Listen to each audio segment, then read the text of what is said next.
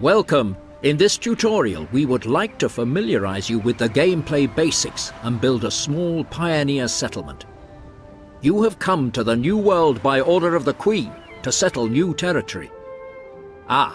It would seem that Her Majesty would like to have a word with you in person. Know that we have doubts about your success, but we will see how well you get on in making this island habitable. Don't be put off by Her Majesty's lofty demeanor. This lady may seem reserved, but she's not at all. Just have a look. She has already built a warehouse for you on the coast of this island. Prove to her that you can establish a small pioneer settlement in Goldford. First, you should have an overview of your island. Use the arrow keys or move the mouse to change the section of screen. Move the camera by using the arrow keys or by moving the mouse on the edge of the screen. The warehouse on the coast, marked here with the arrow, represents your trading office. It is the first building that can be built on any island and allows you to build more structures in the area around it. Equally important as a warehouse is the village centre. It will be the bustling hub of your settlement, Goldford. Now proceed to the construction menu to build it. Open the construction menu by left-clicking on the flashing button in the left corner of the screen.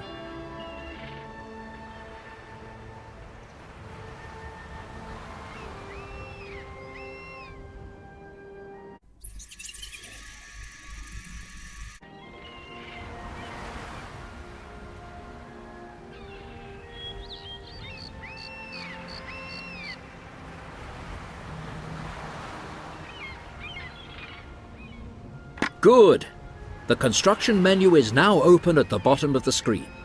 It shows all the buildings you can build. At first, the buildings for the Pioneer level are available, and more buildings will be added later in the game. Now, start by building the village centre. In the construction menu, left-click the village centre to select it.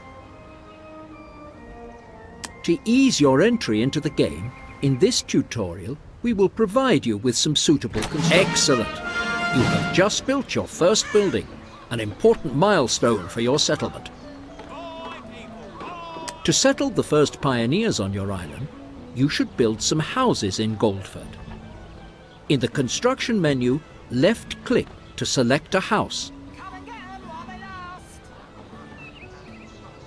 Build the house by left-clicking on the construction site. Congratulations! The first pioneers have already moved into this house. Your settlement is slowly taking shape. Each house can accommodate a certain number of inhabitants. No more pioneers can move into your settlement when the limit has been reached. Build more houses so that more pioneers can come and settle. When you have a total of 6 houses, Goldford will be large enough for the moment. Build 5 houses on the construction site. Marvelous! You have created. The Queen has granted you a substantial seed capital. Have a look on the info bar in the top left corner of the screen. You can always view your current wealth here.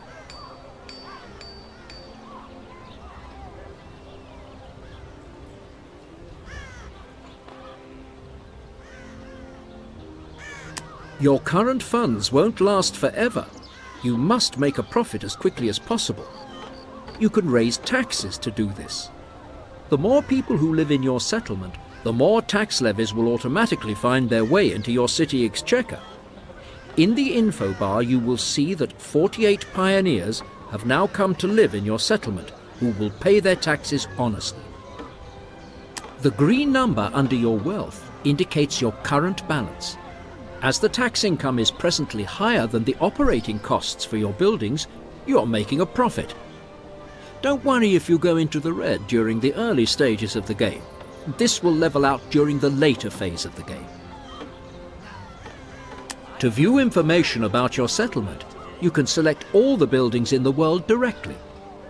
We now want to attend to your inhabitants. Very good. You will see the village centre menu displayed at the bottom of the screen. Each of your population civilization levels will be represented by a self-portrait. You can see the current level of satisfaction by the facial expression and background colour of the portrait. Your pioneers are in a friendly mood at present.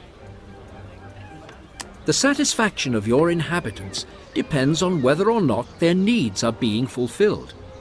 Your pioneers are longing for a community, so you have already ensured this need is satisfied by building a village centre.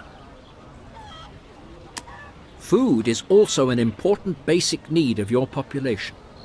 The Queen has provided you with enough supplies to ensure that this need is satisfied for the time being.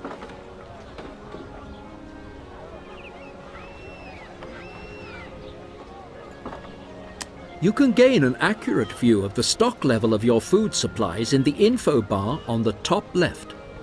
As your population will have a constant requirement for food, your reserve won't last forever, so ensure that you maintain a supply by producing food yourself. With the help of a fisherman's hut, you can provide for the population's food demands. The building can be situated on sandy coastal areas, like this one.